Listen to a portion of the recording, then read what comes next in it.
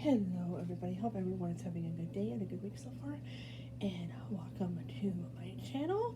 Please like, sub, and comment, and hit the notification bell.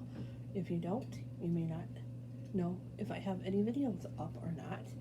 This is my Dollar Tree midweek haul, guys. I just got like some stickers for my sticker book here. They had some really cute stickers. They had some really cute stickers for my, yep, I got a sticker book going.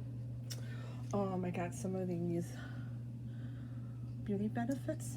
They said that they were brand new and I do not have these. So yeah, Color Squad. And then I got some LA Color Velvet Lips. I am definitely going to be trying these.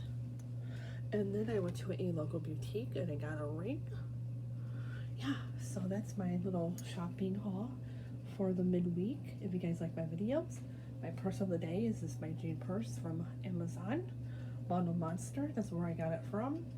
But anyways, this is my haul. If you guys like my videos, please like, sub, and comment. Thanks for watching and have a good day. And remember, hit the notification bell, guys.